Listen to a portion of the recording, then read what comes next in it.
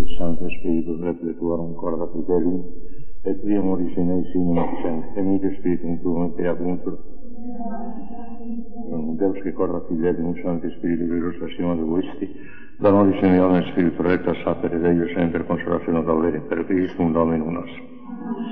Ave Maria, gratia plena, Dominus tecum, benedicta tu in mulieribus, et benedictus fructus ventris tui, Iesus.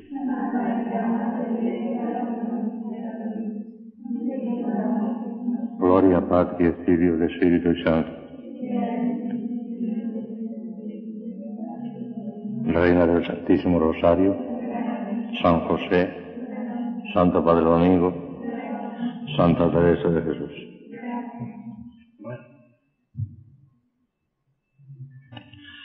Pues estamos llegando ya al final de este pequeño cursillo sobre lo que es la mística, que les he traído como tema fundamental este año. Entre esta tarde y mañana terminamos, y la semana que viene nos dedicaremos a dar un repasito a las moradas de Santa Teresa en plan muy práctico, muy provechoso, espero yo. La última conclusión de estas cuestiones complementarias suena así: todos estamos llamados, al menos remota y suficientemente, a los estados místicos, todos. Si les preguntara a ustedes cómo lo demostrarían, enseguida me contestarían todas porque lo saben. Ya lo he dicho muchas veces. Que estamos llamados a la perfección está en el Evangelio. Clarísimo. Soy perfectos como vuestro Padre Celestial es perfecto. El Concilio Vaticano lo repetió clarísimamente. Toda la teología está de acuerdo. Por consiguiente, como la perfección consiste en la perfección de la caridad, y la perfección de la caridad no se consigue más que en el estado místico, estamos llamados. Escuchen este parrafito, que es lo que acabo de decir sencillamente. Para negar el llamamiento universal a la mística sería menester, ante todo, negar el llamamiento universal a la perfección. Si Dios no quiere que todos seamos perfectos, entonces es evidente que tampoco quiere que todos seamos místicos. Pero si el llamamiento a la perfección es absolutamente universal, y esto está tan claro que consta en la Sagrada Escritura, el magisterio de la Iglesia, y lo proclaman todas las escuelas de espiritualidad de todas las órdenes religiosas, de todas en absoluto, y la teología, hay que decir que el llamamiento a la mística es también universal. Creemos haber demostrado plenamente a la luz de los principios del evangélico doctor que la perfección cristiana es completamente imposible fuera de los estados místicos. Sin embargo, ahora viene la rebaja. Sin embargo, a pesar de que la cuestión de iure, la cuestión teórica de derecho, nos parece fuera de toda duda, no tenemos ningún inconveniente en hacer algunas restricciones prácticas. Aquí, como en todas partes, si se quiere permanecer en la zona templada de la verdad y evitar las estridencias extremistas que nacen casi siempre de una consideración demasiado ideal de las cosas, que las aleja un poco de la triste y pobre realidad, no hay más remedio que hacer una distinción entre el orden jurídico, teórico, y el orden de los hechos, el orden práctico. Casi nunca coinciden de todo las cuestiones de iure con las de facto. Sobre todo, fíjense, sobre todo en estas materias en las que juegan tan gran papel la miseria y limitaciones humanas y la libre voluntad de Dios. Hay que dar en cuenta eso. La miseria humana y la libre voluntad de Dios. Que por un capítulo o por el otro puede haber restricciones, puede haber topes. Hay que saber eso. Esto, como ven, nos plantea otra vez el tremendo problema de la predestinación, que a mí no me asusta nada.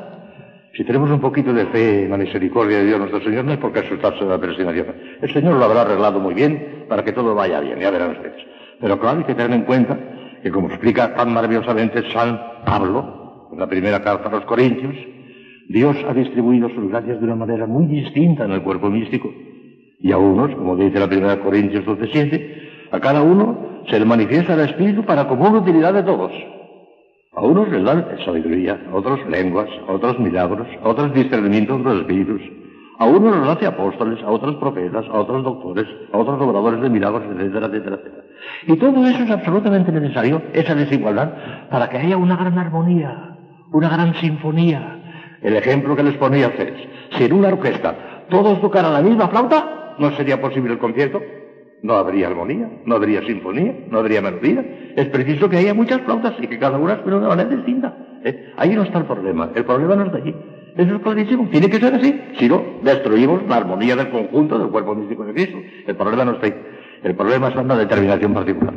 Mire si es hermosa esa distribución, esa diferenciación tan grande de las gracias de Dios, que dice Santo Tomás y lo demuestra como 2 y 2 son 4, pero la demostración ahora me llevaría un tiempo que no tengo tiempo, que dice Santo Tomás, y lo demuestra, que no hay 2 ángeles de la misma especie. Los ángeles son millones y millones y millones, quizá trillones de ángeles Dios ha creado. Pero no hay 2 de la misma especie, todos son distintos. Es como, para ponerles un ejemplo claro al alcance de ustedes, es como si en el orden animal no hubiera más un caballo, un toro, un gato, uno de cada clase, no hay 2. En los ángeles, en millones de ángeles, no hay 2 iguales, todos son distintos. Calculen si la variedad será hermosísima, y la armonía del conjunto total de esa armonía será una melodía, una sinfonía maravillosa. La sinfonía angélica en el cielo, precisamente por la enorme desigualdad que hay entre los ángeles, será maravillosa. Si todos tocasen la misma flauta, no, sería un ruido estridente, un ruido molesto, incómodo. Cada uno tiene que tocar una flauta distinta, tiene que apretar una tecla distinta. Ahí no está el misterio. Se ve claramente que tiene que ser así. El misterio está en la determinación concreta y particular. ¿Por qué Pedro tiene que ser Pedro y por qué Judas tiene que ser Judas? Ahí está. Ahí está el misterio. Eso no lo puedo decir. San Agustín se planteó ese misterio y dijo: quare un trat, el quare un non trat, no le judicare si non bis errare. ¿Por qué atrae a unos y por qué no atrae al otro? No quieras juzgarlo si no quieres errar. Santo Tomás en la Suma Teológica se plantea el mismo problema y lo resuelve con una sangre fría, con una tranquilidad enorme. Depende la simplice voluntad de ellos. ¿Por qué a unos llama y a otros no los llama? Esto depende sencillamente de la voluntad de Dios. San Pablo, cuando se plantea ese mismo problema en la Epístola a los Romanos, capítulo 9, se enfada cuando a los que le piden cuentas de Dios. ¡Hombre! ¿Quién eres tú para pedirle cuentas a Dios? San Pablo se enfada. No podemos pedirle cuentas a Dios. Y nuestro Señor Jesucristo, en la parábola de los talentos y de los jornaleros de la viña, que le dio al último lo mismo que al primero, ¿de qué te importa? A ti no te contraté por este valor. Ahí tienes tú lo que te contraté. Si a este me da la gana de regalárselo, porque me da la gana, aunque no haya trabajado nada, me da la gana, hago lo que quiero, que es mío. Eso está clarísimo. Hay que contar con eso, con la voluntad de Dios. Y fíjense bien, sería no solamente una tremenda irreverencia, sino una verdadera blasfemia. ¿Y por qué hace Dios estas cosas? ¿Por qué no me...? No se puede pedirle cuentas a Dios. Lo único que sabemos ciertísimamente es que Dios no obra nunca caprichosamente ni al tuntún. Nunca, nunca, nunca, jamás. Que obra siempre impulsado por su sabiduría infinita. Dios no tiene razones. Dios no tiene argumentos. Dios no tiene ideas. No tiene más que una sola idea, que es el verbo. Y con esa idea infinita lo abarca todo de una manera maravillosa. Y lo abarca todo con infinita sabiduría, con infinita misericordia, con infinita justicia, sin actuar jamás por capricho ni al ton. Jamás. Decir eso sería una blasfemia. ¿Para qué? Yo a mí ya os he dicho muchas veces que el demonio me asalta mucho por la virtud de la fe, mucho. Me pone dificultades que yo teológicamente no las sé resolver. ¿Por qué no las sé resolver? Es que no tienen solución. Y por eso es inútil tratar de resolverlas, no tiene solución. Y lo que hay que hacer es cerrar los ojos y decir: Señor, todo lo que tú haces está bien, y todo lo que tú permites está bien permitido, porque lo permites tú. Se acabó, aunque sea la condenación, fue la condenación. Si lo permites, lo vendes. Ya está. Porque otra cosa sería pedirle cuentas a Dios y rectificar a Dios, y eso no se puede hacer sin blasfemia. No se puede hacer eso. Cuidado. Son cosas de Dios, un misterio inmenso, ya está. Pero vean ustedes, ¿qué tendrá que ver todo esto con el llamamiento a la mística? Ahora lo verán. Con el llamamiento a la perdido.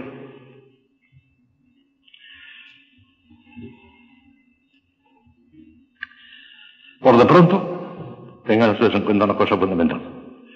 No es lo mismo ser llamado a la vida mística que ser elevado, conducido, elegido, predestinado a ella. Son 2 cosas. Una cosa es el llamamiento y otra cosa es la elección. El llamamiento es universal, como lo es el llamamiento a la perfección, que no puede conseguirse más que fuera de la mística. Pero como este llamamiento a la perfección corresponde, como ya vimos en su lugar, a la voluntad de Dios antecedente, que se frustra muchas veces por culpa del hombre, síguese que no todos los llamados llegan de facto a la vida mística, sino únicamente aquellos que, además de ser llamados, han correspondido fielmente a las inspiraciones de la gracia y han sido conducidos a ella por la infalible gracia de Dios de Micam, que esa sí que es absolutamente imposible de fallar. Esa no falla nunca. La fórmula del Evangelio, muchos son los llamados y pocos los escogidos, van a estudiar a escuchar una hora que les sorprenderá lo que les voy a decir. Y es ciertísimo. La fórmula del Evangelio, muchos son los llamados y pocos los escogidos, vale tanto para el llamamiento a la vida eterna, a la salvación eterna, como para el llamamiento a la perfección. Todos estamos llamados a la una y a la otra según la voluntad antecedente de Dios. Y a todos se nos dan las gracias suficientes, suficientísimas, para conseguir ambas cosas, si nosotros queremos, si no le ponemos obstáculos a Dios, si le dejas, como diría Amado Maravillas, si le dejamos. Pero Dios, fíjense lo que voy a decir, Dios no tiene obligación de darnos, ni nos da de hecho a todos las gracias infrustrables que nos llevarían de hecho infaliblemente a la salvación eterna y a las cumbres mismas de la perfección cristiana. Ya dijimos en su lugar correspondiente, en otro lugar de esta obra, que Dios no puede ni debe, fíjense bien, Dios no puede ni debe, si es lícito hablar así, salvarnos a todos, no. ¿Y verán por qué? Ni mucho menos está obligado a elevarnos todos hasta la cumbre de la vida mística más alta, para ser demorada, no.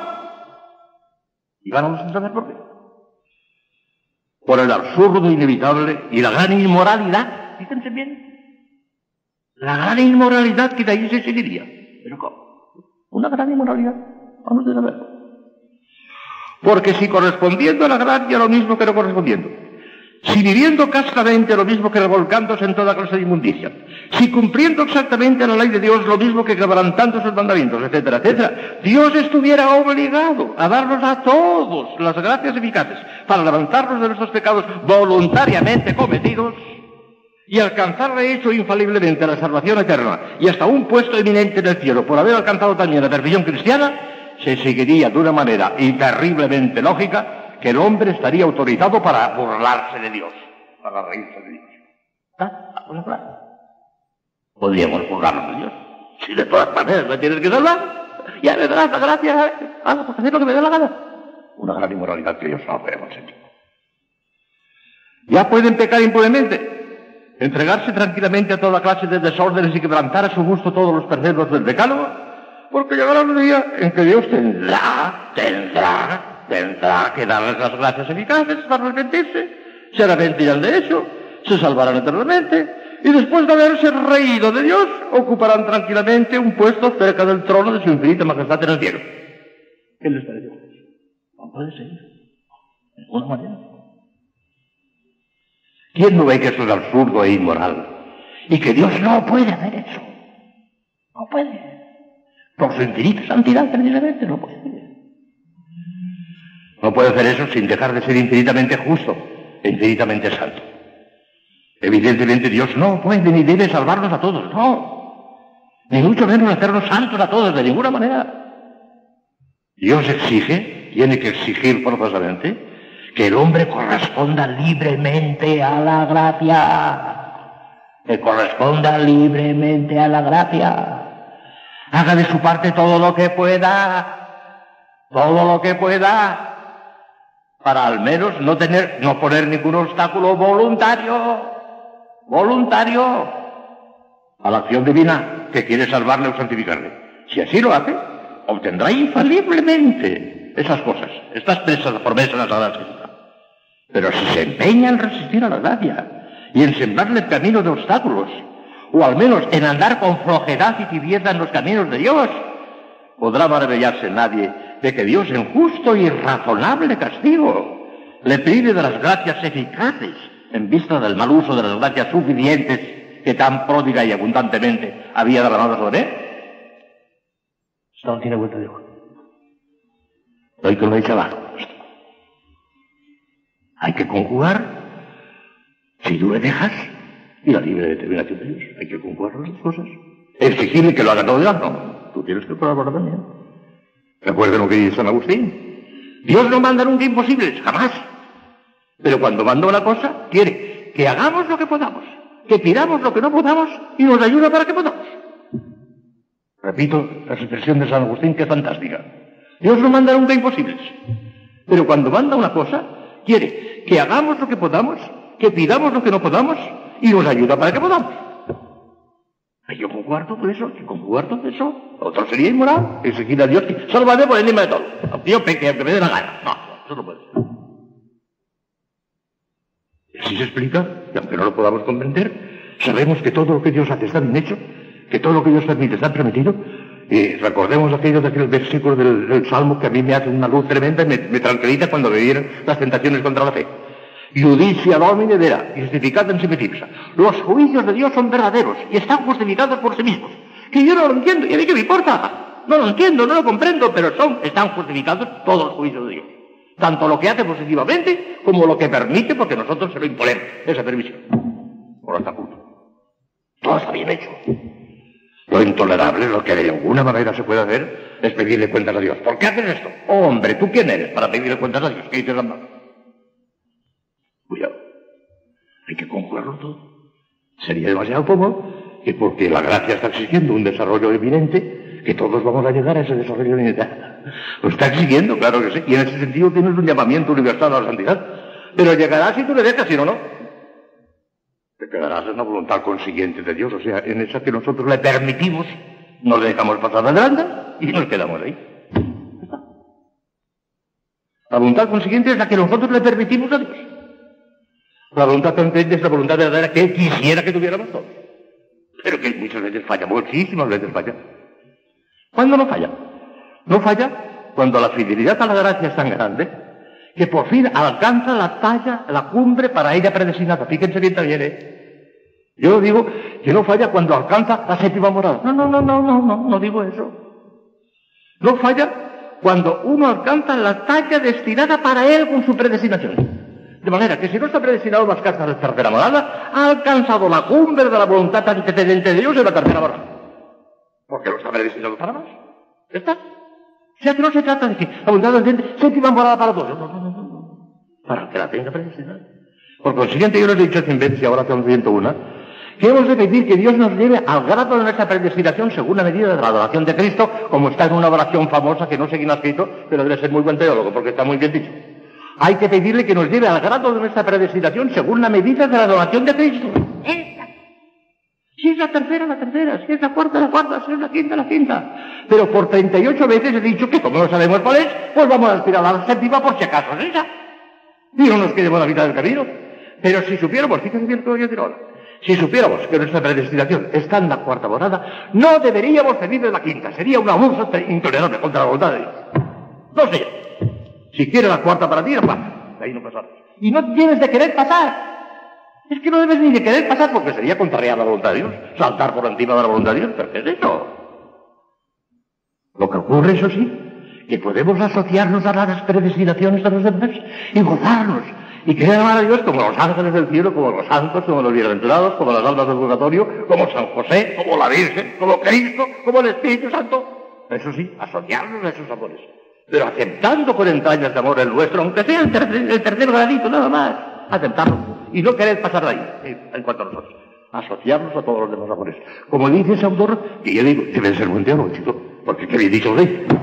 También dice eso, que debemos asociarnos a todos esos, así, hasta incluso al Espíritu Santo. En ustedes como la cuestión de derecho tiene sus limitaciones. La Madre Maravillas, que era una gran mística experimental, lo intuyó. Y por eso insistía tanto en aquello. Si tú le dejas, saltarás por encima de la voluntad consiguiente, si tú le dejas, y llegarás a tu voluntad antecedente, la tuya, la que sea, que a lo mejor no sea más que la tercera o la cuarta morada. De ahí puede ser que yo no quiera Dios que pase. Está. Porque cada uno tiene que tocar una flauta distinta. Y si a ti te toca tocar la flauta de la tercera o la flauta de la segunda, no tienes por qué aspirar a la quinta y a la sexta, porque no es tu papel, ni Dios quiere que aspires a eso. Esto está clarísimo. No sé, por encima de todo, como San Juan de la Cruz. No digas ridiculetes, hombre. Como San Juan de la Cruz, Santa Teresa de Cruz. Si estuvieras predestinada como él, asegurado, me parece muy bien. Pero como casi seguro, 99%, pero ya es que no estás predestinada a ese grado, déjate de músicas. Y aspira a tu grado, lo que sea que no sabes cuál es. Y aspira lo más que puedas, pero a tu grado. Deseando y pidiendo, Señor, concédeme el grado de mi predestinación según la medida de la oración de Cristo. Y no te pido más. No aspiro ni quiero más, Señor, es que no quiero más. Porque ya sabéis, y lo he explicado muchas veces, que la voluntad de Dios está por encima de su gloria. Eso de que el último fin es la gloria de Dios, es verdad, pero hay que saberlo entender. El Padre Ramírez lo explicaba maravillosamente, el Padre Ramírez de la Morán, que algo, y lo explicaba maravillosamente. No está bien dicho que el fin último es la gloria de Dios, no. Sino Dios glorificado. Porque la gloria de Dios es el resplandor externo de la gloria de Dios, el resplandor externo, y por consiguiente es una cosa distinta de Dios y no puede ser el último fin eso. El resplandor de Dios no puede ser el último fin. Dios glorificado por la criatura, ese es el último fin. No la gloria, que es un resplandor nada más, sino Dios es glorificado. Y Dios es glorificado cuando cumplimos su voluntad. Si nos queremos saltar por encima de su voluntad, no podemos glorificar a Dios. De manera que si yo supiera, por ejemplo, que yo estoy predestinado nada más que a la tercera morada, que es muy modestita, como veremos la semana que viene, es muy modestita, y quisiera por encima de todo saltar a la cuarta y a la quinta, ofendería a Dios, iría contra la voluntad de Dios. No quiero la cuarta ni la quinta, Señor, si estoy predestinado para la tercera. Es que no las quiero, porque no las quieres tú. ¿Ya está? ¿Me has entendido? Pues está clarísimo. Y mucha gente no lo sabe esto. Y por encima de todo tiene que ser aquello. Y tiene que ser aquello haciendo todo lo contrario para que lo sea. Porque no tienen humildad, porque tienen una soberbia tremenda, porque les parece que tienen fortaleza para llegar al tarifas, pero no tienes para nada, hombre. Tienes que hacer el humillarse, ser el farolillo rojo. A la voluntad antecedente, según la voluntad de Dios, en nuestra propia predestinación, llegarán únicamente los farolillos rojos. Únicamente, no digo el farolillo, sino los farolillos rojos, porque pueden ser muchos. Hace falta que sea una sola farolillo rojo, pueden ser todas farolillos rojos. Pero solamente los farolillos rojos, los que deseen de ser de verdad los últimos. Este es el farolillo rojo, lo último que va detrás del tren es el farolillo rojo. El que desee de verdad ser farolillo, ese llegará a la voluntad antecedente. Pero como casi nadie, no se hagan ilusiones, hijas mías, casi nadie quiere ser el farolillo rojo.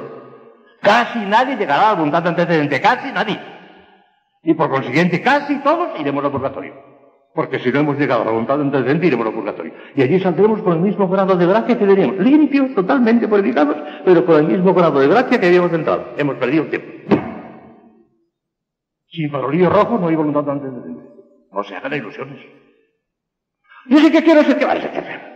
Enseguida chillas, enseguida protestas cuando te dicen una palabrita, cuando te reprenden en algo. Bueno, te estás diciendo que quieres ser el farolillo rojo. Mentira, hombre. No quieres ser el farolillo rojo. No te pones a los pies de todas. No quieres que esa otra que resulta antipática para ti, que sea más santa que tú, y que suba más arriba que tú en la gloria. No lo deseas, eso es mentira. Aunque lo digas con la palabra, no lo deseas. No quieres ser farolillo rojo. Pues no llegarás a esa voluntad antecedente. Puedes decir. Te quedarás en la voluntad consiguiente, lo que tú le permitas a Dios. De ahí no pasarás. Porque hay que conjugar, ya lo hemos dicho antes, la miseria humana y la libertad de Dios.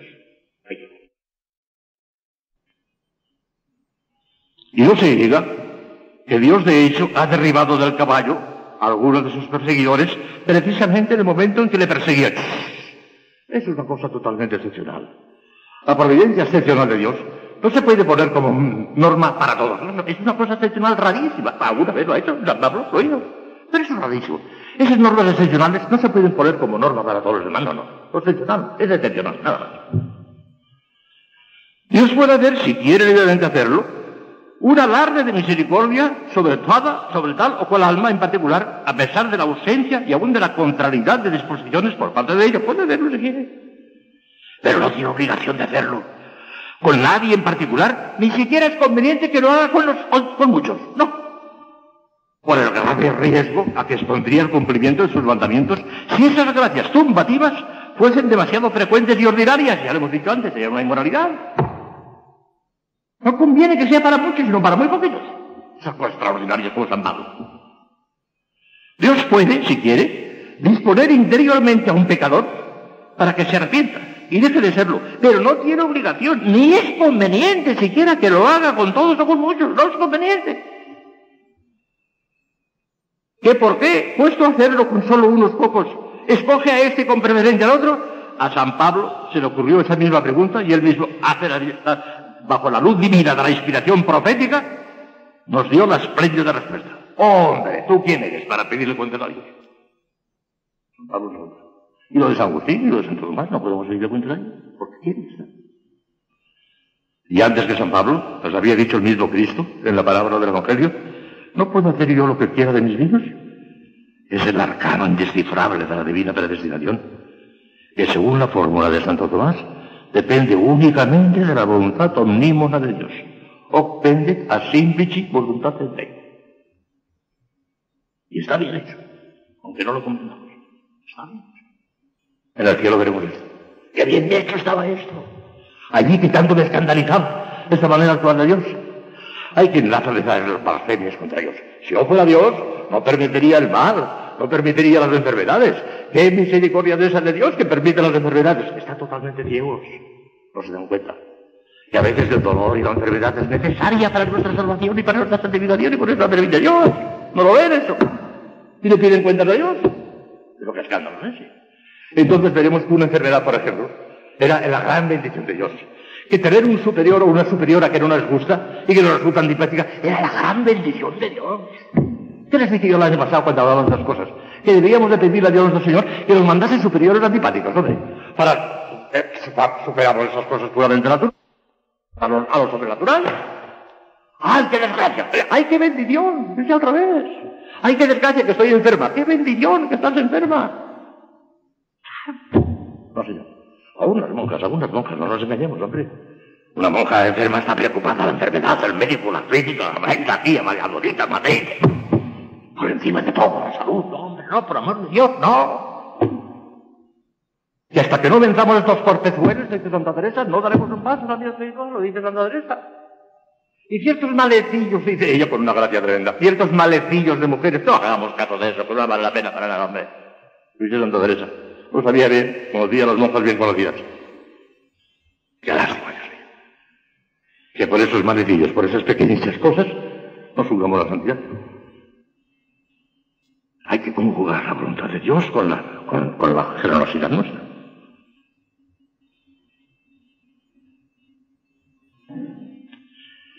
Y faltan, bueno, ya no me da tiempo, mañana terminaremos. Porque les voy a decir una cosa. Entonces, ¿no habrá algún indicio, alguna conjetura, algún resquicio por el cual podamos ver poco más o menos lo que Dios quiere de nosotros y a qué grado quiere llevarnos? ¿No habría una manera de conjeturarlo? ¿Sabíanlo con una seguridad absoluta? No. Pero hay indicios, lo podemos conjeturar. Mañana veremos con ciertos indicios, no solamente si Dios nos llama de una manera inmediata ya a la vida mística, sino incluso hasta qué grado parece que tiene intención de llevarlos. Mañana lo veremos. Les causará una gran alegría a algunas.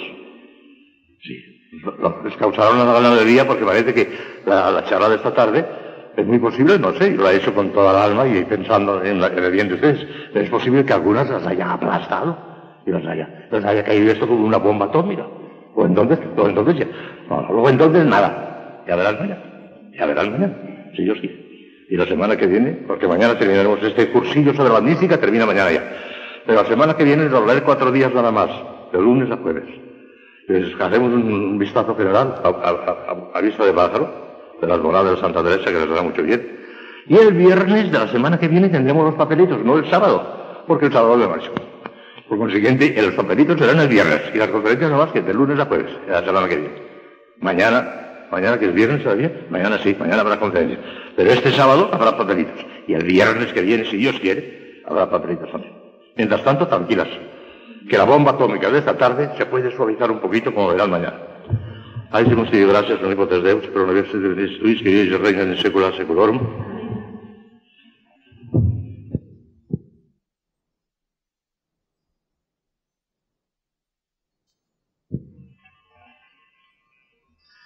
Veni, Sancte Spiritus, repet forum corda fidelium, et tui amoris in eis in enim accenti, emite Spiritum tuum et pira voluntur. Deus che corda fidelium, Sancte Spiritus, illustrazione decuisti, da nobis niodem Spiritu recta sapere, ed eo sempre consolazione doveria per Christum nomen nostrum. Ave Maria, gratia plena, Dominus tecum, benedicta tu in mulieribus, et benedictus fructus ventris tui, Iesus. Santa Maria, Gloria Patri et Filio et Spiritu Santo. Reina del Santísimo Rosario, San José, Santa Padre Domingo, Santa Teresa de Jesús.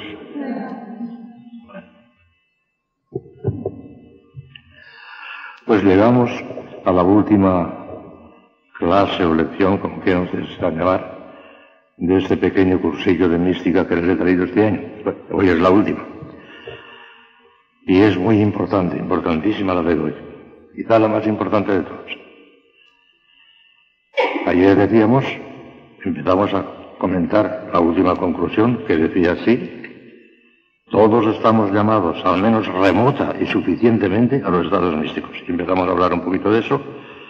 Vimos las cortapisas que hay que poner, porque todo depende de la voluntad de Dios, pero también de nuestra correspondencia, de nuestra fidelidad. Y hoy vamos a explicitar ya del todo, definitivamente, esa misma conclusión en 4 momentos.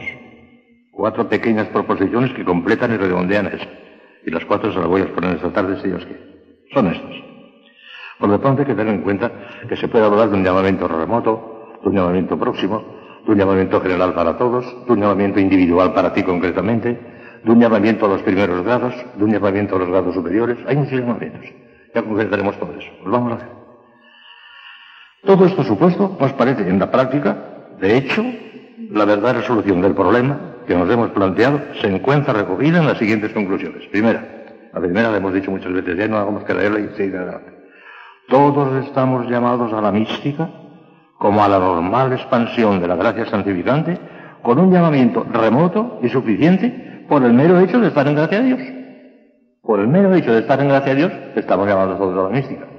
Porque como resulta que esa gracia a Dios tiene que desarrollarse, y ese desarrollo no puede alcanzar su perfección sino la mística, por el mero hecho de estar en gracia a Dios estamos llamados todos. Los seglares también, todos. Eso está claro y no vamos a insistir. El niño, pequeñito, está llamado a ser un hombre. Tiene que crecer. Pues el que ha recibido la gracia en forma de germen, tiene que crecer hasta desarrollar y llegar a la santidad. Esto está clarísimo y ya no insisto más. Segunda conclusión. Si el alma es fiel, fíjense bien, si el alma es fiel y no pone obstáculos a los planes de Dios, llegará un momento en que ese llamamiento remoto, general, suficiente para todos, se convertirá en próximo, para él concretamente, por la presencia de las 3 famosas señales enseñadas por Taulero y San Juan de la Cruz. Ahora veremos cuáles son esas señales. El llamamiento remoto ya lo tenemos todos. ¿Cuándo sabré yo si tengo ya el llamamiento próximo, inmediato, para pasar al estado místico? Hay unas señales que la señaló maravillosamente Juan Taulero, dominico, Taulero, del siglo XIV, un gran místico. Hasta el padre Crisogono, que era carmelita, decía que el mayor místico que ha habido en la Iglesia, antes de San Juan de la Cruz y Santa Teresa de Taulero, el mayor místico es, el misticólogo, digo, aunque también era más santo. Bueno, pues lo empezó diciendo Taulero, pero después San Juan de la Cruz las completó maravillosamente. Ya verán ustedes cuáles son esas señales. Ahora de momento sigo. Pero la primera razón ya es esta. Los dones del Espíritu Santo, convenientemente desarrollados como hábitos, que los tenemos ya como hábitos, están reclamando su actuación de una manera cada vez más apremiante. Esta es la razón, pero ya lo concretaremos más. Tercera, porque son 4 conclusiones. Ese llamamiento próximo, suficiente, se convertirá en próximo eficaz si el alma al recibir el primero corresponde fielmente a él y no pone ningún obstáculo a la acción de Dios. Ahí es donde fracasa una cantidad enorme de almas. Llega el llamamiento próximo, pero le ponen obstáculos y ese momento era suficiente, pero como han puesto obstáculos no se convierte en eficaz. Está ya para pasar de la tercera a la cuarta morada, que es el momento de transición. Hoy estamos hablando del tránsito de la tercera a la cuarta morada, entrar ya en el estado místico. Pero como ese llamamiento próximo le han puesto obstáculos, no se convierte en eficaz. Y ahí fracasa mucho más, pero mucho más del 50% de edad, mucho más. Algunos autores, un poco exageradamente, dicen que el 99%. Pero si son fieles, pasarán.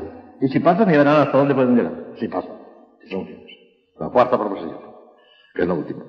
La mayor o menor altura que el alma deberá alcanzar dentro ya de la vida mística dependerá conjuntamente del grado de fidelidad o de correspondencia por parte del alma y de la libre determinación de Dios según el grado de santidad a que la tenga predestinada. Será más o menos arriba según su fidelidad y según el grado de predestinación. Todo esto lo explicaremos con detalle, porque hay cosas interesantísimas. ¿Ya? Vamos, pues, a recoger esas señales de San Juan de la Cruz y de Taulero para ver cuándo el llamamiento ya no solamente es el general y remoto por la gracia, sino que es ya el próximo. Entra en la vida mística. A ver, ¿cuánto se nota eso? San Juan de la Cruz dijo Taulero, pero San Juan de la Cruz lo expresa por una predicción tremenda. Son 3, miren. Primero se los voy a decir en resumen, después le daremos a San Juan de la Cruz y verán que efectivamente lo que les acabo de explicar lo dice San Juan de la Cruz. Miren, son 3. Primero, el alma ya no haya gusto ni consuelo en las cosas de Dios. Ya no haya gusto ni consuelo en las cosas de Dios. Se encuentra seca, árida, no encuentra gusto en las cosas de Dios. Pero tampoco en las cosas del mundo. Porque si encontrar gusto en las cosas del mundo, es lo que estás disipada. No encuentra gusto en las cosas de Dios. No, pero tampoco en las cosas del mundo. No encuentra gusto leyendo al Kempis, pero tampoco leyendo una novela, mucho menos todavía. No le interesa. No pasa nada, chico. No encuentra un gusto en Dios, pero tampoco en las cosas del mundo. Ya verán. Segunda nota. Tiene una solicitud y memoria penosa de que no sirve a Dios. Estoy estancada, no sirvo a Dios, soy inútil. Y tiene pena de eso. No está a gusto. No siente consuelo ni gusto en las cosas de Dios, pero tiene pena. Me gustaría sentir eso, sí, se gustaría. Porque si no tiene pena, entonces lo que estás disipada. Claro. Acaba la cosa. Ya lo dice, ya verá usted cómo le dice San Juan de la Cruz. Y la tercera y más clara. No puede meditar.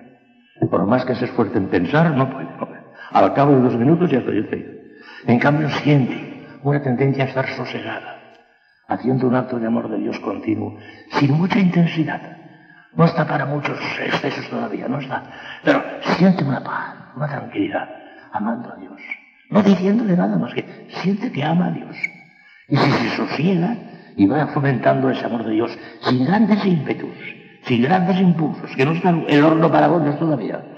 Es la contemplación que empieza ya de una manera insensible, de una manera gradual, casi no se da ni cuenta, pero ya está contemplando porque lo que a ella le gusta, lo que encuentra paz, es estar sosegada delante de Dios, en plan de amar a Dios, sin pensar, sin discurrir, sin meditar. Escuchen ese cuento de la cruz, ahora ya lo entenderán mejor porque lo acabo de explicar yo, en resumen lo que dice el santo. Las 3 señales son estas. Está en la noche oscura, a ver, el número, el nombre del libro primero, de la noche oscura. También en la subida de Monte Carmelo. La primera señal es que así como no haya gusto ni consuelo en las cosas de Dios, no haya gusto ni consuelo en las cosas de Dios, tampoco lo haya en alguna de las cosas creadas. Porque si lo hallara en estas últimas, es evidente que el disgusto de Dios obedece a la disipación del alma. Los tibios no hayan gusto en las cosas de Dios, pero sí en las del mundo. Que esta cosa no es difícil distinguir cuándo es tibieza y cuándo no. Si tiene afición a las cosas del mundo, está disipada. Entonces no estamos en la primera señal, es que ya está disipada. Tercera, bien, pero como ese disgusto sigue la primera todavía, sigue San Juan de la Cruz, esto lo dice San Juan de la Cruz, pero como este disgusto universal podría provenir de alguna indisposición o humor melancólico, el cual muchas veces no deja hallar gusto en nada, esta es la segunda señal y condición. Vamos a ver cuál es la segunda. Habla San Juan de la Cruz. La segunda señal es que ordinariamente trae la memoria en Dios con solicitud y cuidado penoso, pensando que no sirve a Dios, sino que vuelve atrás, como se ve con aquel sinsabor en las cosas de Dios. Y en esto se ve que no sale de flojedad y tibieza este sinsabor y sequedad, porque la razón de la tibieza es no le dar mucho, ni poco, ni mucho, ni cuenta, ni tener solicitud interior por las cosas de Dios. Y cuando obedece a una enfermedad, melancolía, decían entonces, todo se va en disgusto y estrago del natural, sin estos deseos de servir a Dios, que tiene la sequedad purgativa. Es una sequedad purgativa. El demonio, por su parte, tampoco puede inspirar deseos de servir a Dios. Esta es, pues, una de las señales más claras e inequívocas, la segunda. Siente pena de encontrarse tan pobre, tan. Quisiera amar a Dios, pero no encuentra gusto ni consuelo. Se queda. Pero el caso de Santa Teresita, en grandísima parte de su vida venía esto. La tercera señal, esta es clarísima, es el no poder ya meditar ni discurrir en el sentido de la imaginación como antes solía, aunque más haga de su parte. La causa de esta impotencia discursiva es la contemplación infusa inicial, como dice a renglón seguido San Juan de la Cruz, en el texto que hemos citado más arriba y que le expliqué el día hace 2 o 3 días. Ya no puede meditar porque ya está empezando la contemplación infusa. Y lo que ella quiere es ese sosiego, esa paz, esa tranquilidad. Que no se esfuerce, que no haga cosas violentas, no está el horno para bollos, pero que esté tranquila, que esté sosegada. ¿Cuánto tiempo durará? ¿Un día? ¿Un mes? ¿5 años? No lo sabemos. Lo que Dios quiera. Y si quiere 5 años, pues 5 años.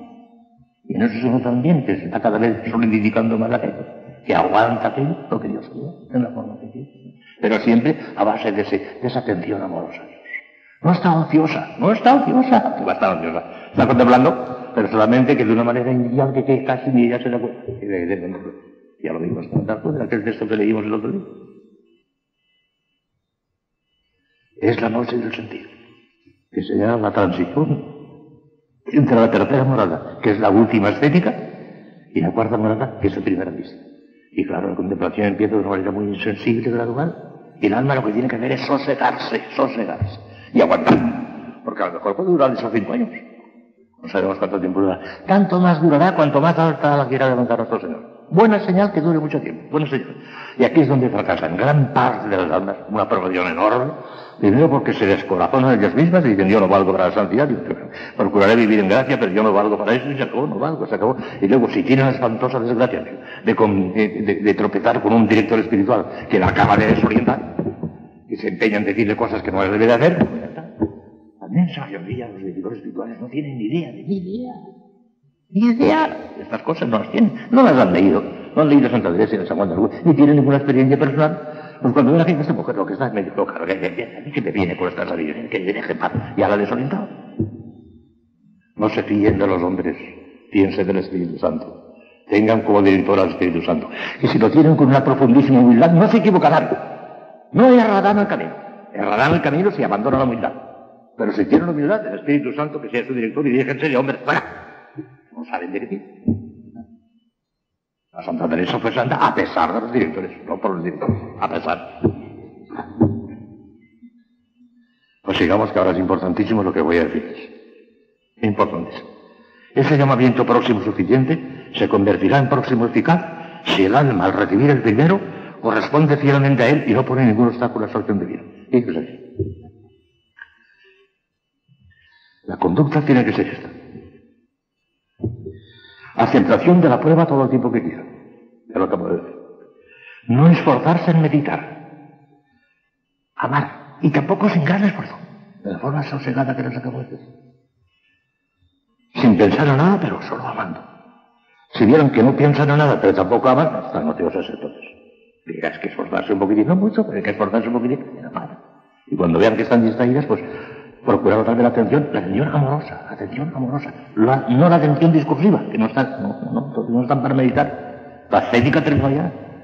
Atención amorosa, sencilla, fácil, tranquila, muy sosegada. Y no podríamos tener algún indicio, alguna conjetura, para ver que si Dios ya nos está metiendo en la cuarta morada, ¿a qué grado querrá levantarnos? No podemos tener algún indicio para ver si nos quieren la quinta, si nos quieren la sexta, si nos quieren la séptima. ¿No habrá alguna conjetura? Ay. Conjetura, certeza absoluta no lo podemos saber, eso sabe Dios, a qué grado nos ha predestinado lo sabe.